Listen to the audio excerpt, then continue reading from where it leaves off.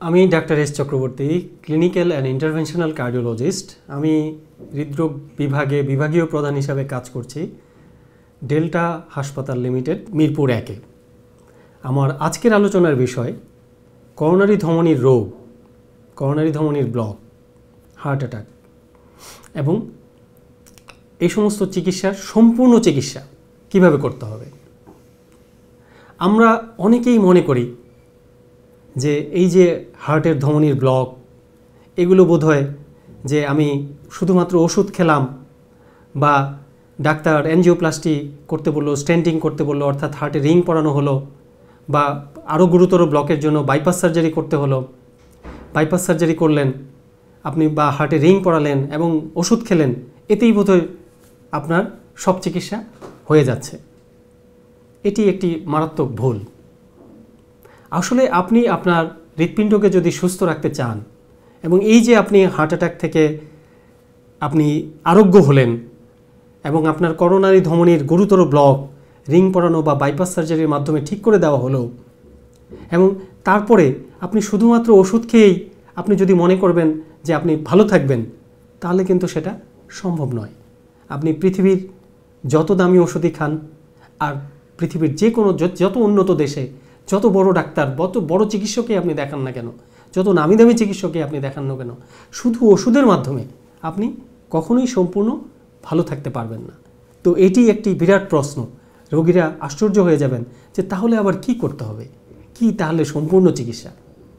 তো এখানেই আমি আপনাদেরকে যেই বিষয়ের উপর সবচেয়ে বেশি গুরুত্ব দিতে হবে বলবো, সেটা হলো আপনার লাইফস্টাইল, অর্থাৎ আপনার জীবনাচরণ, আপনার খাদ্যাভ্যাস। এগুলো অবশ্যই পরিবর্তন করতে হবে।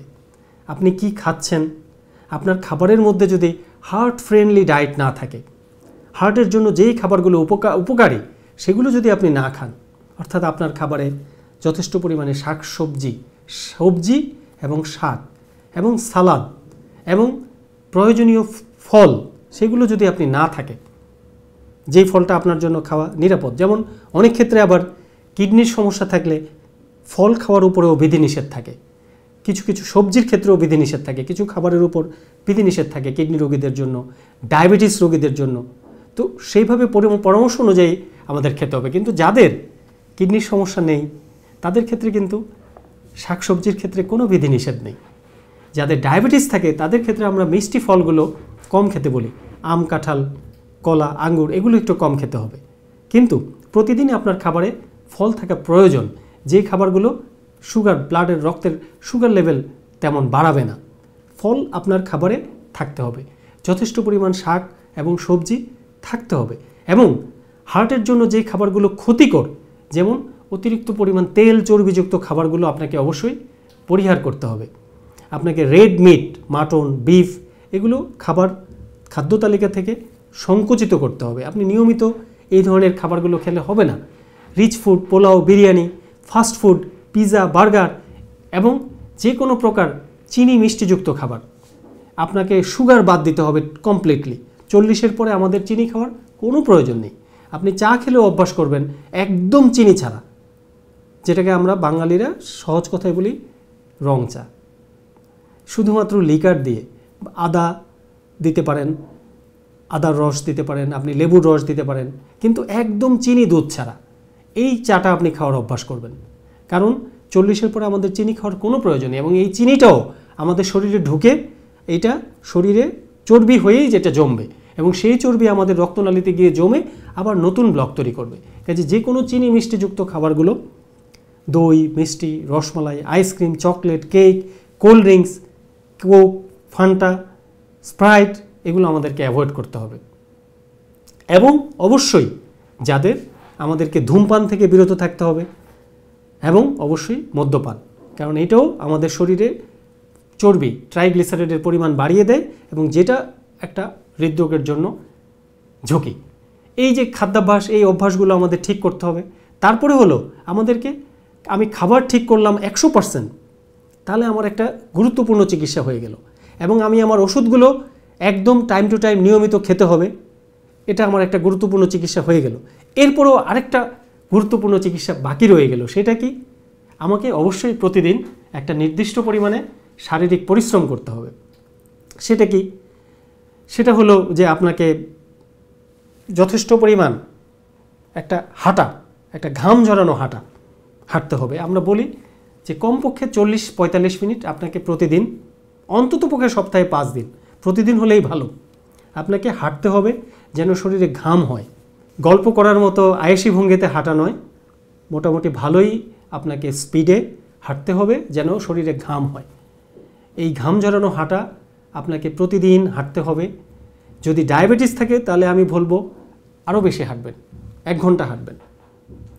এতে আপনার হৃৎপিণ্ড ভালো থাকবে, আপনার ডায়াবেটিস ভালো থাকবে, আপনার রক্তচাপ ভালো থাকবে এবং ভবিষ্যতেও আপনার আবার এই করোনারি ধমনির গুরুতর ব্লক হওয়ার সম্ভাবনা অনেক কমে যাবে।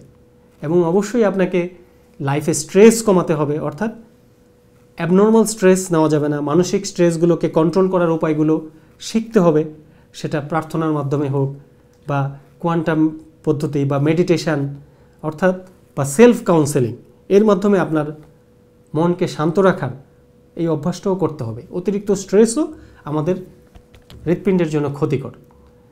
আর আরেকটা পর্যাপ্ত গুরুত্বপূর্ণ বিষয়, যথেষ্ট পরিমাণ ঘুম প্রতিদিন নিয়মিত, অন্তত দৈনিক কমপক্ষে 6 থেকে 7 ঘন্টা আমাদের ঘুমাতেও হবে।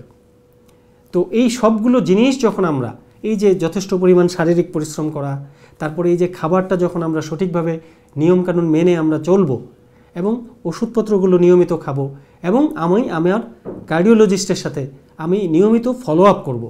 উনি যেভাবে বলে দেন, যখন যেভাবে বলে দেন যে 2 সপ্তাহ পরে আসবেন, কখনো বলে দেয় যে 1 মাস পরে আসবেন, কখনো বলে দিয়ে আমরা 3 মাস পরে আসবেন। এবং খুব ভালো রোগী যারা খুব ভালো স্টেবল কন্ডিশনে রয়েছেন তাদেরকে আমরা এমনও বলে দিই আপনি 6 মাস পরে আসবেন বা 1 বছর পরে আসবেন। ভুলে যাবেন না, আপনি একদম সুস্থ রয়েছেন, আপনার কোনো সমস্যা নেই, আপনার হার্ট খুব ভালো চলছে, আপনি নিজেও কোনো সমস্যা বোধ করছেন না, তাও আপনি চিকিৎসকের পরামর্শ ছাড়া নিজে কখনোই হার্টের ওষুধগুলো খাওয়া হঠাৎ করে বন্ধ করে দিবেন না। যতক্ষণ না পর্যন্ত আপনার হৃদরোগ বিশেষজ্ঞ চিকিৎসক সেই ওষুধগুলো কোনোটা, উনি যদি বলেন যে এই ওষুধটা এখন বন্ধ করা যায়, উনি যদি বন্ধ করেন তাহলেই সেটা বন্ধ করবেন। নিজের থেকে, নিজের বুদ্ধিতে হঠাৎ করে কখনোই হৃৎপিণ্ডের এই হার্টের ওষুধগুলো, ডায়াবেটিসের ওষুধগুলো, প্রেশারের ওষুধগুলো, এগুলো কখনোই নিজে থেকে হঠাৎ করে বন্ধ করে দিবেন না। এটা কিন্তু একটা মারাত্মক ক্ষতির কারণ।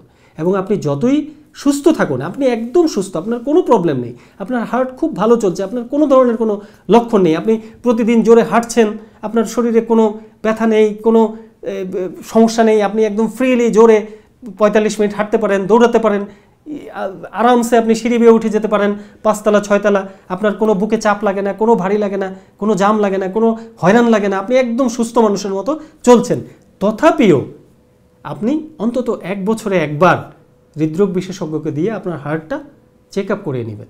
এটা কেন? কারণ হার্টের রোগগুলো অনেক সময় কোনো লক্ষণ ছাড়াই দানা বাঁধতে থাকে ধীরে ধীরে। যখন অনেকটা রোগ এগিয়ে যায় তখনও কিন্তু কোনোরূপ লক্ষণ হয় না, আমরা কিন্তু অনেকেই সেটা বুঝতে পারি না। যখন একটা মারাত্মক পর্যায়ে চলে যায় তখন হঠাৎ একটা বড় হার্ট অ্যাটাক নিয়ে হঠাৎ করেই একজন ব্যক্তি খুব স্বাভাবিকভাবেই হয়তো কোনো দিন শুরু করেছেন, বাড়ি থেকে বের হয়েছেন, নাস্তা করে অফিসে গিয়েছেন, অফিসে কাজ করছেন, সুস্থ মানুষ, কোনো লক্ষণ নেই, দেখা যায় অফিসে কাজ করা অবস্থায় হঠাৎ করে ওনার হার্ট অ্যাটাক হয়ে গেল এবং সেখান থেকেই ওনাকে ইমার্জেন্সি ভিত্তিতে হাসপাতালে নিয়ে যাওয়া হলো।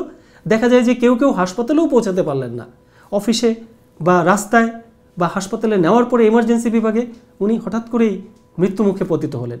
এই যে হার্টের ব্যাপারটাই এরকম, যখন একটা খারাপ ঘটনা ঘটে যায় তখন কিন্তু অনেক সময় কোনো সময়ই দেয় না, 5 মিনিটের মধ্যেই সবচেয়ে মারাত্মক অঘটনটাই ঘটে যায়।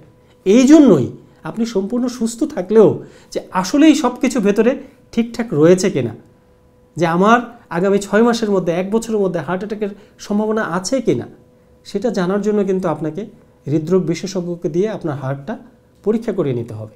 বিশেষ করে যাদের রিস্ক ফ্যাক্টর রয়েছে, যেমন ডায়াবেটিস, উচ্চ রক্তচাপ, রক্তের কোলেস্টেরল, অথবা আপনি জানেন যে আপনি ধূমপান করছেন, আপনার শারীরিক ওজন বেশি, অথবা আপনার ফ্যামিলি হিস্ট্রি পজিটিভ, অর্থাৎ আপনার বংশের মধ্যে আপনার বাবা, আপনার বড় ভাই, আপনার বড় বোন, তাদেরও হার্ট অ্যাটাক হয়েছিল, হার্টের সমস্যা হয়েছিল, বা আপনার ফ্যামিলির এই ঘনিষ্ঠ কারো আপনার হার্টে রিং পরানো হয়েছিল, বাইপাস সার্জারি করা হয়েছিল, তো তার মানে এই যে ফ্যামিলি হিস্ট্রি পজিটিভ, এটা কিন্তু তার মানে আপনারও ভবিষ্যতে হার্ট অ্যাটাক বা হার্টের রোগে আক্রান্ত হওয়ার একটা ঝুঁকি থেকে যায়।